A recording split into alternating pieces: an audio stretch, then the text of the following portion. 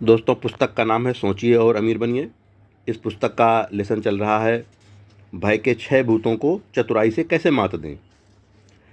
इसके तीसरे भाग में आपने आलोचना के बारे में जाना। अब चौथे भाग में आइए आलोचना के लक्षण।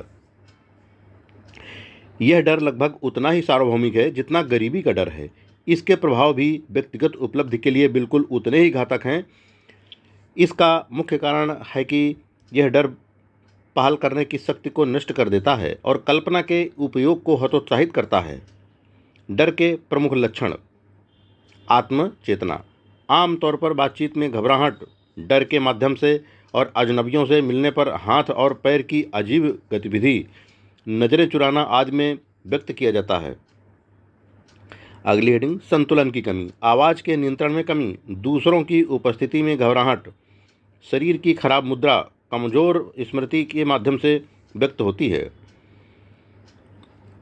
व्यक्तित्व। निर्णयों की सुदृढ़ता, व्यक्तिगत आकर्षण और राय व्यक्त करने की क्षमता में कमी, मुद्दों का सामना करने के बजाय उनसे बचने की आदत, दूसरों की राय की सावधानी से जांच किए बिना उनके साथ सहमत हो जाना। हीन भावना। हीनता की भावना को छुपाने के एक साधन के रूप में स्वयं के शब्दों और कार्यों के द्वारा स्वयं को सही व्यक्त करने की आदत, दूसरों को प्रभावित करने के लिए बड़े शब्दों का अक्सर शब्द का वास्तविक अर्थ जाने बिना उपयोग करना। पोशाक, भाषण और शिष्टाचार में किसी की नकल करना। काल्पनिक उपलब्धियों का घमंड।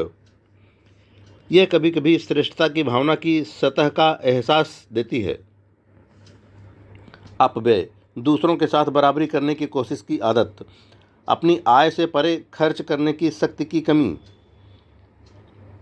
आत्म उन्नति के लिए अवसरों को गले लगाने में विफलता, विचारों को व्यक्त करने में डर, वरिष्ठ अधिकारियों द्वारा पूछे गए सवालों के स्पष्ट जवाब देते हुए अपने ही विचारों में विश्वास की कमी, तरीके और भाषण में संकोच, शब्दों और कार्यों दोनों में छल, महत्वाकांक्षा की कमी, मानसिक और शारीरिक आलस्य, आत्मदावे की कमी, निर्णयों पर पहुंचने में सुस्ती, दूसरों से प्रभावित होना, दूसरों की उनकी पीठ पीछे आलोचना और उनके सामने चापलूसी करने की आदत, विरोध के बिना हार स्वीकार करना, दूसरों के विरोध पर प्रयत्न छोड़ना, कारण के बिना अन्य लोगों पर संदेह करना, तरीके और भाषण में समझबूझ की कमी, गलतियों के लिए दोष स्वीकार करने की अनिच्छा।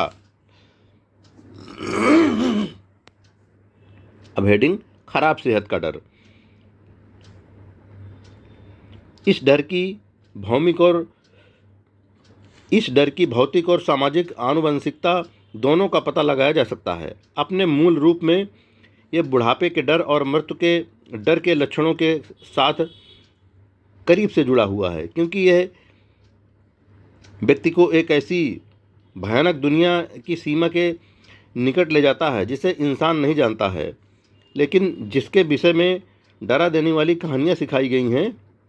यह राय भी सामान्य है कि स्वास्थ्य बेचने के कारोबार में लगे कुछ अनैतिक लोगों ने बीमारी के डर को जिंदा रखा हुआ है।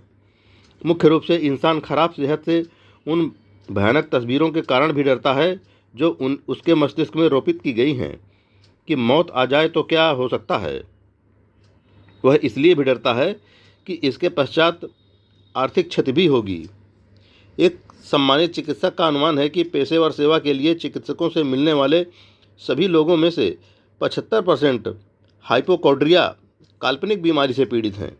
इसे बहुत ही विश्वासोत्पादक ढंग से दिखाया गया है कि बीमारी के डर, यहाँ तक कि जहाँ भय का थोड़ा सा भी कारण नहीं है, वहाँ भी अक्सर उस डर की बीमारी के शारीरिक लक्षण उत्पन्न कर देता है।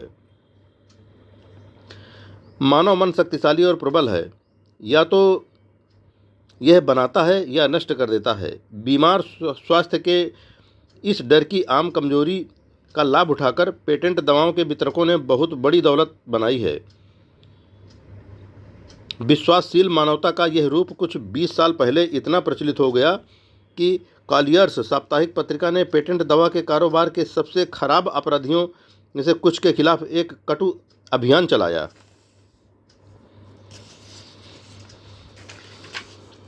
महामारी फ्लू के दौरान जो विश्व युद्ध के दौरान अचानक छिड़ गई थी, न्यूयॉर्क शहर के मेयर ने उस क्षति की जांच करने के लिए कठोर कदम उठाए जो लोग खराब सेहत के अपने निहित स्वार्थ के माध्यम से स्वयं को पहुंचा रहे थे।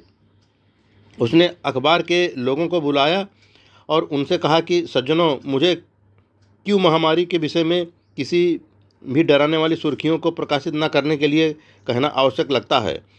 जब तक आप मेरे साथ सहयोग नहीं करेंगे, हम एक ऐसी स्थिति में होंगे जिसे हम नियंत्रित नहीं कर सकते। समाचार पत्रों ने क्यू के बारे में कहानियों का प्रकाशन छोड़ दिया और 1 माह के भीतर महामारी पर सफलतापूर्वक रोक लगा दी गई।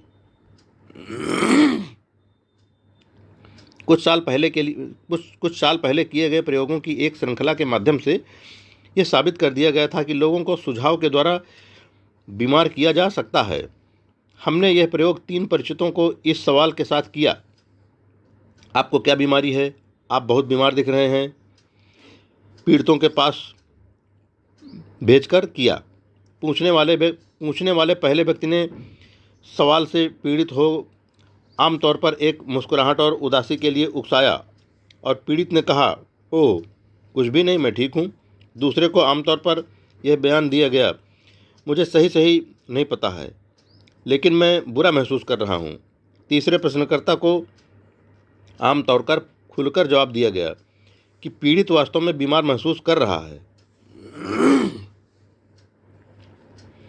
इसे आप किसी परिचित पर आजमाने का प्रयास करें, लेकिन यदि आपको शक है कि यह उसे असहज कर देगा तो प्रयोग बहुत दूर तक न ले जाएं। एक निश्चित धार्मिक संप्रदाय है जिसके सदस्य हेक्सिंग विधि द्वारा अपने दुश्मनों से प्रतिशोध लेते हैं। वे इसे शिकार पर जादू रखना कहते हैं। इस बात के भारी सबूत हैं कि कभी कभी बीमारी नकारात्मक विचार के आवेग के रूप में शुरू होती है। इस तरह के आवेग एक मस्तिष्क से दूसरे को सुझाव द्वारा पारित किए जा सकते हैं या एक व्यक्ति द्वारा अपने ही मस्तिष्क में बनाए जा सकते हैं। एक आदमी ने, जिसमें इससे ज़्यादा बुद्धि थी जितनी शायद यह घटना संकेत देती है, एक बार कहा था, जब भी मुझसे कोई पूछता है मुझे कैसा लग रहा है, मैं हमेशा उसे नीचे गिराकर जवाब देना चाहता हूँ। डॉक्टर मरीजों को उनके स्वास्थ्य लाभ के लिए नए मौसम में भेज देते हैं क्योंकि मानसिक रवैये में परिवर्तन आवश्यक है। खराब स्वास्थ्य के डर का बीज हर मनुष्य के मस्तिष्क में रहता है। प्यार और व्यापार के मामलों में भय, उदासी, निराशा, चिंता इस बीज के उगने और विकसित होने का कारण बनते हैं। हाल ही में व्यापार अवसाद ने डॉक्टरों को भागदौड़ में रखा क्योंकि नकारात्मक सोच का हर रूप खराब स्वास्थ्य का कारण हो सकता है। व्यवसाय और प्यार में निराशा खराब स्वास्थ्य के डर के लक्षणों की सूची सबसे ऊपर मिलेगी। एक युवक जिसे प्यार में निराशा का सामना करना पड़ा था, जिसने उसे अस्पताल भेज दिया। महीनों तक वह जीवन और मौत के बीच झूलता रहा। एक विचारोत्तेजक चिकित्सा विज्ञान के एक विशेषज्ञ को बुलाया गया। विशेषज्ञ ने नर्सें बदल दी।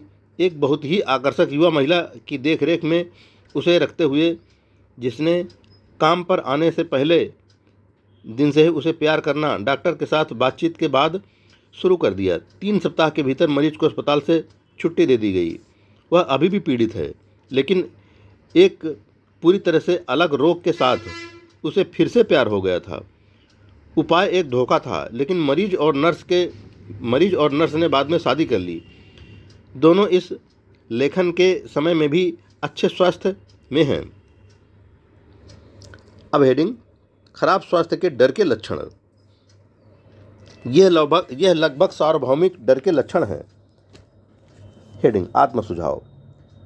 सभी रोग के प्रकार के लक्षण खोजने की उम्मीद करते हुए आत्म सुझाव के नकारात्मक उपयोग की आदत, काल्पनिक बीमारी का मजा लेना और इसे वास्तविक मानते हुए इसके बारे में बात करना, दूसरों के द्वारा चिकित्सीय लाभ की सिफारिश की हुई सभी सनक और वाद को आजमाकर देखने की आदत, अन्य लोगों से ऑपरेशन, दुर्घटनाओं और बीमारी के अन्य रूपों के बारे में बात करना, पेशेवर मार्गदर्शन के बिना प्रणाली को कम करने, आहार, शारीरिक व्यायाम के साथ प्रयोग करना, घरेलू उपचार, पेटेंट दवाओं और नीम हकीमों के उपचार आजमाने की कोशिश करना, बीमारी पर मस्तिष्क का ध्यान केंद्रित करके बीमारी की बात करना और जब तक कोई तंत्रिका विकार न हो जाए तब तक इसकी उपस्थिति की उम्मीद करने की आदत। बोतलों में आने वाला कुछ भी इस हालत का इलाज नहीं कर सकता है। यह नकारात्मक सोच द्वारा लाया जाता है और इसे और कुछ भी नहीं बल्कि एक सकारात्मक सोच का इलाज ही प्रभावित कर सकता है। हाइपोकोंड्रिया काल्पनिक रोग के लिए एक चिकित्सा शब्द के लिए कहा जाता है कि यह समय समय पर किसी वास्तविक बीमारी के डर से भी काफ़ी ज़्यादा नुकसान कर सकती है। अधिकांश स्नायु तंत्र के मामलों में तथाकथित काल्पनिक बीमारी से आते हैं। व्यायाम बीमार स्वास्थ्य